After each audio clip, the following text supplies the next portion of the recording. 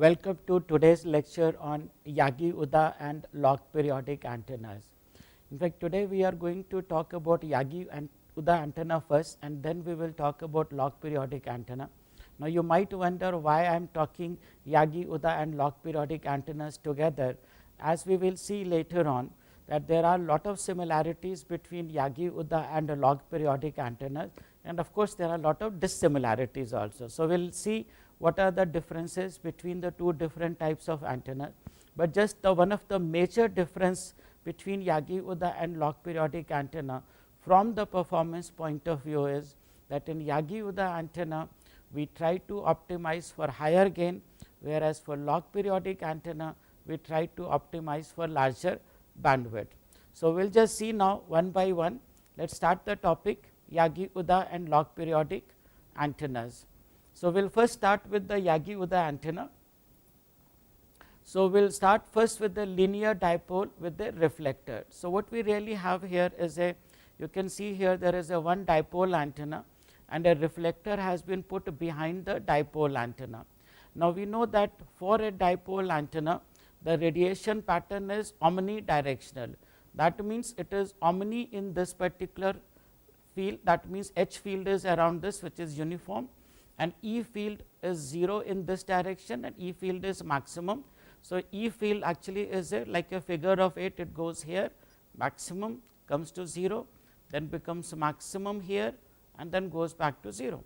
Now when we put a reflector, and there is a condition that dimension of the reflector must be larger than the dipole antenna. So if this dimension is larger, then what happens? This reflector will reflect the signal which is going towards this here. So the wave which is going to radiate from here sees a reflector, reflects back and radiates more in this particular direction. So generally speaking, when we put a reflector behind a dipole antenna, one can see that now there is a more radiation in this direction, whereas there is a less radiation in this particular direction because of the reflector, which has to be larger than the ground plane. So typically for a dipole antenna gain is around 2 dB, but a dipole with a reflector has approximate gain of 5 dB. So after this, now we will talk about what is a Yagi-Uda antenna. So Yagi-Uda antenna consists of, it started with this, that there is a one reflector here, then there is a fed dipole and then there is a director. So this director here has an important role here. Now the question is why the name Yagi-Uda? In fact, these were two different Japanese author. In fact, Yagi proposed separately this concept, Uda proposed this concept also separately, and then later on it actually became known as Yagi-Uda antenna. Just like in our music industry, we have for example Shankar Jaikishan, Lakshmikant, Pyarelal. Similarly now there is a jodi in scientific community also, which is Yagi-Uda antenna. So in this particular case, now a Yagi-Uda antenna consists of this is a 3 element, we will see the general case also. So there is a 3 element Yagi antenna which has a one fed dipole, one reflector and one director. Now we know that length of the dipole should be given by L plus D equal to 0.48 lambda. If we choose this length, then what we have seen, then the input impedance of the dipole is real impedance, and if we satisfy this condition, input impedance of this is approximately 68 ohm. And now when we put the reflector, as I have mentioned, length of the reflector should be greater than length of the dipole and then length of the director. Then comes the next part, what should be the spacing between the element. So as a starting point, let me must mention, and then we will see what are the ranges. Typically this spacing should be about lambda by 4, and typically this spacing also should be of the order of lambda by 4. And if we do that, then this whole combination acts as an end fire array. So let us just look at the concept of why it acts as an end fire array. So you have to actually recall the array theory. If you recall array theory, we talked about if there are 3 elements which are fed with, let us say, equal amplitude but different phases, then what happens?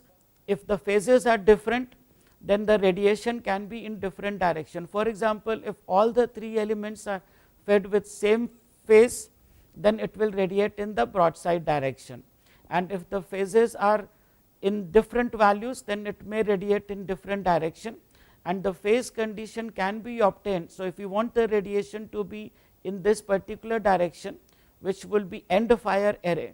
So, for that case we know that psi, which is given by beta d cos phi plus delta. So, there cos phi is measured, phi is measured from this axis. So, phi should be equal to 0. So, cos phi will 0 means cos 0 means it will be 1. So, now for maximum radiation psi also should be equal to 0. So, this implies that delta should be equal to minus beta d, and if d, which is the spacing, is approximately lambda by 4, then what is the value of delta? So, delta will be now minus beta, which is 2 pi by lambda. So, 2 pi by lambda multiplied by lambda by 4, which gives us a value of pi by 2. So, the phase difference between these elements should be equal to pi by 2. Now, how that is achieved? Now, first of all, now let us talk about the differences. In case of a linear end fire array, all the 3 elements would be fed then one angle 0, one angle minus 90, one angle minus 180. But over here we are feeding only one element.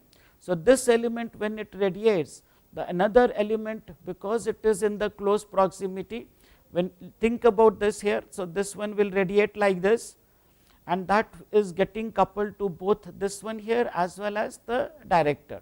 So, now this length which we have chosen, given by this particular expression, that will give us a real impedance. So, we can say that the phase will be something like 1 angle 0, if I assume 1 to be the distribution. So, now this is excited. So, this field will go there. Now, this length is larger than this here, and we know that if the length is larger than lambda by 2, in that particular case the impedance of this will be inductive, and if the length is smaller than lambda by 2, then the impedance of this will be capacitive. So, now just think about this. So, this is inductive, which will be, let us say, angle 90 degree, then this will be angle 0 degree, this will be angle minus 90 degree. However, these things also have a resistive component. So, we are not feeding this antenna here, but because of the mutual coupling, some impedance will be there. So, it will still be a largely capacitive impedance and largely inductive impedance, but still it will have a some real value also. So, because of the real value, phase angle of this will be not precisely 90 degree, this will be also not precisely minus 90 degree. That is why we have written here this should be approximately lambda by 4. Some optimization is required to compensate for the fact that this is not really exactly 1 angle 90 degree and this is not exactly 1 angle 90 degree. But nevertheless, if we have something like this here, we can get a gain of about 7 dB. Of course, theoretically maximum possible can be about 8 dB, because if this combination gives us about say 5 dB or so, then additional, you can say, aperture may give maximum 8 dB, but our experience is generally you get about gain of approximately 7 dB. So, after this initial thing, now let us just see the general Yagi-Uda antenna array configuration. So, general Yagi-Uda antenna consists of one reflector, one fed element, and it can have number of directors. So, here the concept is, if you have more number of directors, gain will increase. But if you think about any organization, more number of directors does not mean gain in the organization. So, sometimes these wires are better than the human being, right, just on the lighter sense. So, now let us just look to the configuration here. So, here we have a fed dipole, and this one here is a reflector, which is defined by the length, which is L reflector here. This is the length of the, you can say, driven element, that is why L DRAI, and this is the spacing between the director, which is S DIR, and this is the length of the director. Now, it is not necessary that all the elements in the director should be of equal length. However, for simplicity, majority of the time people do take these lengths to be equal, but there are many cases where what they do, they generally take initially larger length of the director and then towards the end the length may be slightly less. Okay. But right now let us assume that these directors are of equal length, and then the spacing. So, this is the spacing between the reflector and the fed element, and these are the spacing between the directors, and as I said, in the simplified way all these spacings are taken equal. So, one can see that here we have a number of directors, and the purpose of having number of directors is basically to increase the directivity. So, now let us see what are the typical values of the different components. So, we will start with the feeder length. So, usually folded dipole, and just to tell you here these values have been taken from the Balanese book. I will tell you where I agree and where we do not agree 100% with these values. So, let us just look at these one by one. So, we will start with the feeder length. Now, it shows here 0.47 to 0.49. I do not really agree with this value here. If you recall the previous expression, I had said L plus D should be 0.48 lambda.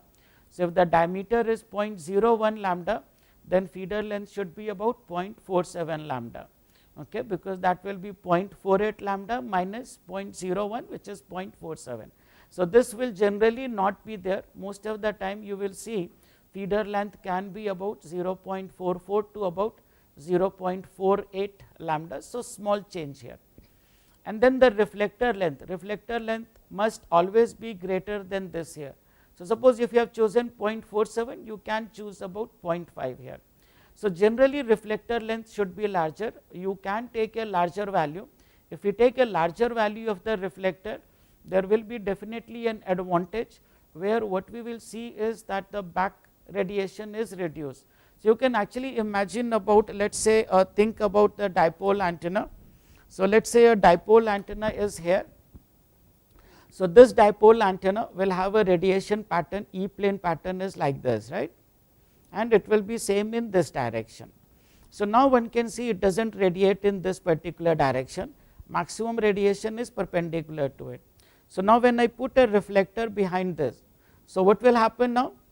So, this is radiating maximum in this, it will go reflect back from the reflector, and now this field here is maxima, it is reducing. So, even this part will get reflected, but now if you see this is actually also going to radiate slightly less here and almost close to 0 here. So, if I take a reflector length little larger, then there is a no harm. If you take a little larger, even this wave will get reflected back.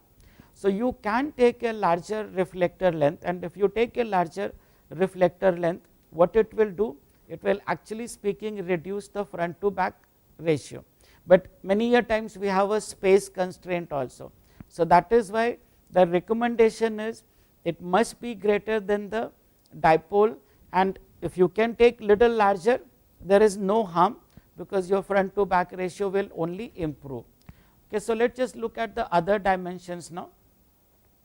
So, you can see here if it is 0.47, you take larger than that, but you can take a larger value if the space allows. Now, for the director length, typical director length can be 0.4 to 0.45, again I do not recommend 0.45. So, it can be from 0.4 to about 0.44 lambda. So, small change over here, and then comes the next part, spacing. So, you can see here reflector spacing is around 0.25, but generally 0.2 to 0.25 is acceptable. Now, here it is given that the director spacing can be 0.3 to 0.4. I generally do not recommend that. So, what I recommend is generally director spacing of maybe 0.25 to 0.3, because instead of taking a larger spacing, I do recommend that you can take more number of elements, and by taking more number of elements you can actually enhance the gain. So, it is not necessary that what you read in the book, and also please remember when these books were written, those days we did not have the power of computers. Nowadays lot of computation can be done, lot of things can be changed. and optimization can be done. Hence, we start with the initial guess and then we do the optimization. So, here is the next one now. So, what is the advantage of the having more number of directors? So, let us see the curve here. So, this is the directivity curve versus number of elements. So, again I would like to mention one thing. So, even though this is given in the books here, but generally consider this as directivity, but I do not agree with this curve. You generally will not get this value. You can probably optimize, maybe you can try to get the limited value of this, but generally my experience has been that practically gain is around 1 dB less than this value. So, this is a good starting point. So, for example, let us say if we have a 3 elements, this is the number of total element. So, if you go up here 3 element is somewhere like this, you can see that it shows about 8 dB gain, but we will see that practically you get generally about 7 dB gain or so.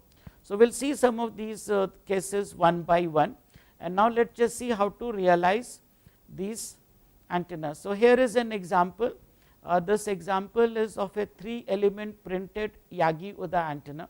So, we are not using the wires. In fact, majority of the time earlier Yagi-Uda antennas actually use the, typically here they had used the aluminum rods over here, aluminum rods here, and then they will provide the support over here.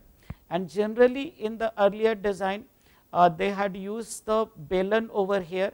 Balun is what? Balanced to unbalanced. So, coaxial feed is there, so that coaxial feed will be then connected to balun, and that balun will provide the balanced feed. Over here we have used a little different concept. Here balun has been replaced by a microstrip to the 2 equal and opposite current values here. So, you can actually see over here this is basically a substrate, and we have chosen a low cost FR4 substrate, and I will tell you the pros and cons of that also. So, for this substrate epsilon r is 4.4, h is 1.6 mm. The disadvantage of this substrate is that tan delta is of the order of 0.02. Advantage of this is that it has a low cost. Now, let us just come back over here. So, what we have, that this is the driven dipole, and this is the reflector, and this is the director. And what you can see over here, these dark gray color basically are on the front side of the substrate, and this is on the back side of the substrate. If you recall, when I was talking about dipole antenna, I had mentioned about this particular configuration, but since it has been a long time when we covered dipole antenna, I will just quickly go through it. So, what we really have here, this portion here is printed on the back side, and the top you can see over here. So, the connector is connected from the back side, let us say SMA connector, and the SMA connector ground is soldered to this part here, and the SMA connector central probe feed point is soldered over here, and then that means this will be unbalanced point, and from here it is tapered. So, over here the width of the line will be same as the width of this particular line. So, this transition basically acts as a balun. So, from unbalanced we are getting a balance. So, here since these are in the opposite direction, it provides plus and it provides minus here. So, that is our effective, you can say, dipole antenna, very simple feed technique, and here is a reflector and director. Then comes the next part. So, we have designed this antenna at 1.3 gigahertz. So, the wavelength at that value will be lambda will be 230 mm, which is nothing but C divided by F. Now, even though we have chosen epsilon r 4.4, but effective dielectric constant is much smaller. Unlike, if you recall, microstrip antenna, if epsilon r was 4.4, effective dielectric constant was close to 4, but over here it is much less than that. The reason for that is there is a no ground plane on the in the back side of this here. So, basically this is the only part which is the dielectric material, rest is all air. So, think about again a dipole antenna. So, the dipole antenna will actually radiate in the omnidirectional. So, since the dipole is like this here, it is going to radiate like this. So, only this particular part is confined within the dielectric material. This one is entire air, this one is also air. So, the field which is like this here, that field, only the little part of that field is confined within the dielectric material. So, that is why epsilon r effective is of the order of 1.3, 1.4. And I want to mention here, if instead of 1.6 mm, there are substrates which have 0.8 mm thickness. So, if you take 0.8 mm thickness, then this epsilon effective will be of the order of approximately 1.2, and if you take even thinner substrate, then epsilon r effective can tend towards 1. So, because of that, here when you want to do the design, so we know that this particular dipole length should be given by, let us say, L plus d equal to 0.48 lambda. Okay, but now here lambda is not free space lambda. So, lambda here will be now 230, which is free space lambda divided by epsilon effective, and that is how the length has been calculated. And you can see that the reflector length is larger than this and the director length is smaller than this. I want to emphasize here, this is not the optimum antenna. Okay, one can still do optimization. In fact, this antenna I had designed it more than 15 years back, and we had done the transfer of technology because we had created a set for antenna trainer system. Okay. So, it is more for the educational purpose, not really the optimum Yagi-Uda antenna. So, let us see what are the simulated and measured results for this particular case. So, here is the simulated and the measured S11. So, one can see that this is the measured simulated result. It was designed at 1.3 gigahertz. The measured result is slightly off over here. However, if you look at the S11 less than minus 10 dB, which is approximately VSWR2. So, if you draw the line over here and calculate the percentage bandwidth, so the measured bandwidth is approximately 15%.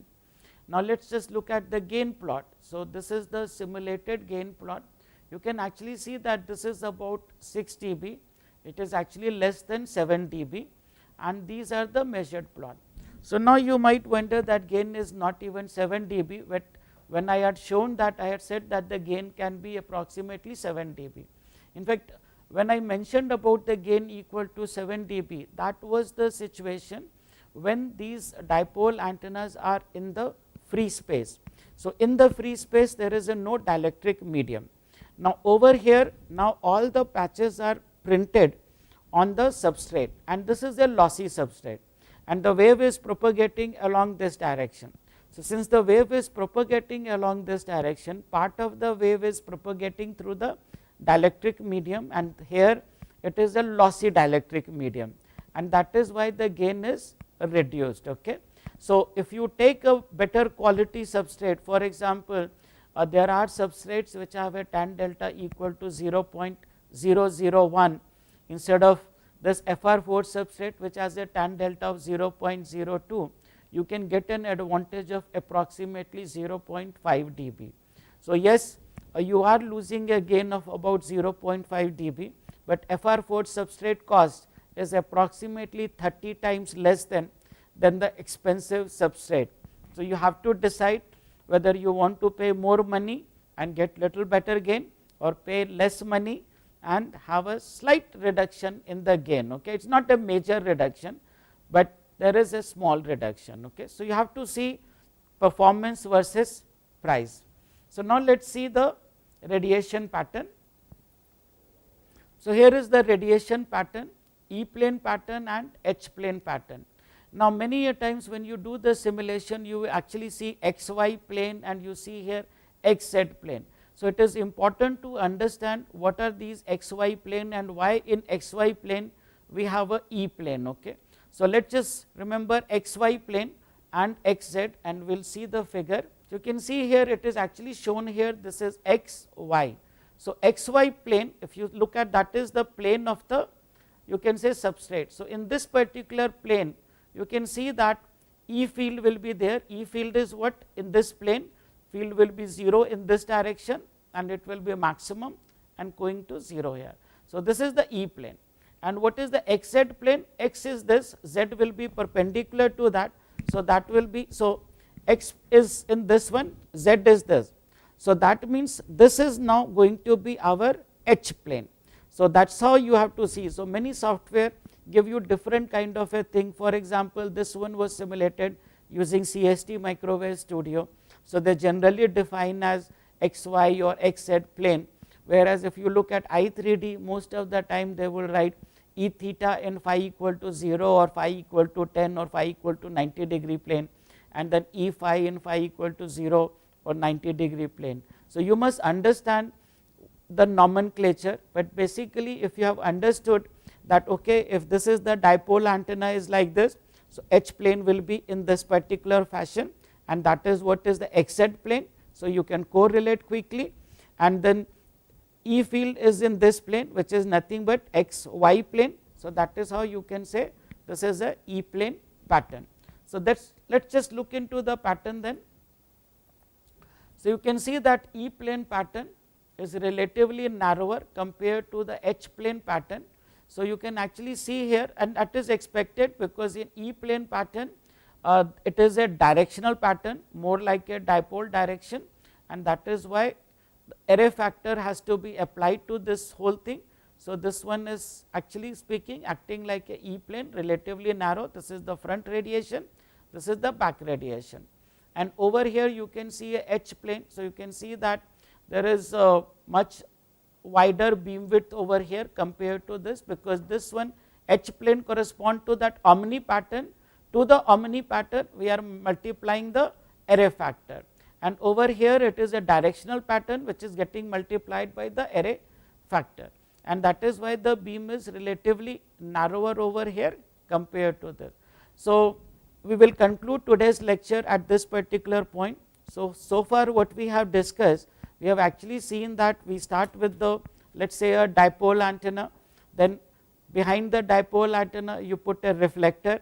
So, combination will give us about 5 dB, and then we keep adding directors. If we have just add one director, then we will get approximately 7 dB gain. So, that is for 3 element. Then after 3 element, if you add another 3 element, that means aperture is increased by 2 times. So, instead of 7 dB you can get about 10 dB or so. So, that is how by adding more number of elements you can actually increase the directivity or the gain of the Yagi-Uda antenna, and the bandwidth of the Yagi-Uda antenna depends upon the bandwidth of the dipole antenna. So, if you take a larger width you will get a little larger bandwidth. However, bandwidth gets limited because of the reflector and the director position. And we also looked at the very simple feed network where we had used a coaxial feed, and that coaxial feed actually was connected to the ground part, and the top part was connected to the top of the substrate, and then half of the line went up there, other half went down there, and those two were at the opposite phases. In the next lecture now we will see some of the recent developments where people have used Yagi-Uda antenna for different concept. By using the different concept they are able to increase the bandwidth of the Yagi-Uda antenna, and also we will look at the different ways of feeding the Yagi-Uda antenna. So, with that, thank you very much, and we will see you next time. Bye.